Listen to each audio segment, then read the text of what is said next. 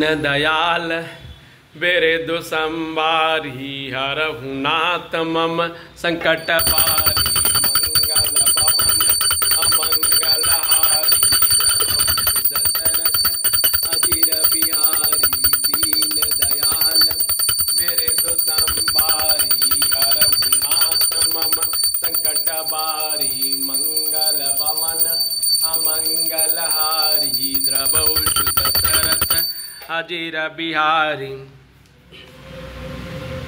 हे कृपालु, बताइए उस कौवे ने प्रभु का यह पवित्र और सुंदर चरित्र कहाँ पाया? और हे कामदेव के शत्रु, यह भी बताइए कि आपने इसे किस प्रकार सुना? मुझे बड़ा भारी कौतूहल हो रहा है। गरुड़ जी के तो महान ज्ञानी, सद्गुणों की राशि, श्रीहरि के सेवक और उनके अत्यंत निकट रहने वाले उनके वाहन ही हैं। उन्होंने मुनियों के समूह को छोड़कर कौवे से जाकर हरि कथा किस कारण सुनी? कहिए। काकभूषुंड जी और गरुड़ जी, इन दोनों हरिभक्तों की बातचीत किस प्रकार हुई? पार्वती जी के सरल सुंदर वाणी को सुनकर शिव जी सुख पाकर आदर के साथ बोले, हे सती, तुम धन्य हो, तुम्हारी बुद्धि अत्यंत पवित्र है। श्री रघुनाथ जी के चरणों में तुम्हारा कम प्रेम नहीं है, यानी अत्यधिक प्रेम है। अब वह परम पवित्र इतिहास सुनो, जिसे सुनने से सारे लोग के भ्रम का नाश हो जाता है तथा श्री राम जी के चरणों में विश्वास उत्पन्न होता है और मनुष्य बिना ही परिश्रम संसार रूपी समुद्र से तर जाता है। पक्षीराज गरुड़ जी ने भी जाकर काकभूषुंड से प्रायः ऐसे ही प्रश्न किए थे। हे उमा, मैं वह सब आदर सहित कहूँगा, तुम मन लगाकर सुनो। मैंने जिस प्रकार यह भव जन्म मृत्यु से छुड़ाने वाली कथा सुनी है, हे सुमुखी, हे सुलोचनी, वह प्रसंग सुनो। पहले तुम्हारा अवतार दक्ष के घर हुआ था, तब तुम्हारा नाम सती था। दक्ष के यज्ञ में तुम्हारा अपमान हुआ, तब तुमने अत्यंत क्रोध करके प्राण त्याग दिए थे।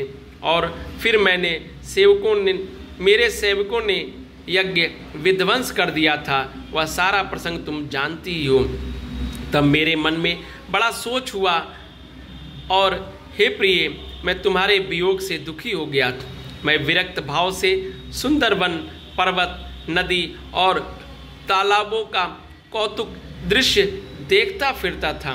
दीन दयाल मेरे दुसंबारी हरहु नाथ मम संकट बारी मंगल भवन अमंगल हारी द्रवौषु दशरथ अजिर बिहारी। सुमेरु पर्वत की उत्तर दिशा में और भी दूर एक बहुत ही सुंदर नील पर्वत और उसके सुंदर स्वर्णमय शिखर हैं। उसमें 4 सुंदर शिखर मेरे मन को बहुत ही अच्छे लगे। उन शिखरों में एक एक पर बरगद, पीपल, पाकर और आम का एक एक विशाल वृक्ष है। पर्वत के उस ऊपर एक सुंदर तालाब सुशोभित है, जिसकी मणियों की सीढ़ी देखकर मनमोहित हो जाता है। उस जल शीतल, निर्मल और मीठा, उसमें रंग बिरंगे बहुत से कमल खिले हुए हैं। हंसगण मधुर स्वर से बोल रहे हैं और भौरे सुंदर गुंजार कर रहे हैं। उस सुंदर पर्वत पर वही पक्षी काकभूषुंडी बसता है। उसका नाश कल्प के अंत में भी नहीं होता है। माया रचित अनेकों गुण दोष, मोह, काम आदि अविवेक जो सारे जगत में छा रहे हैं, उस पर्वत के पास भी कभी नहीं फटकते। वहाँ बसकर जिस प्रकार वह काक हरि को भजता है, हे उमा, उसे प्रेम सहित सुनो। वह पीपल के वृक्ष के नीचे ध्यान धरता है, पाकर के नीचे जप यज्ञ करता है और आम की छाया में मानसिक पूजा करता है। श्रीहरि के भजन को छोड़कर उसे दूसरा कोई काम नहीं है।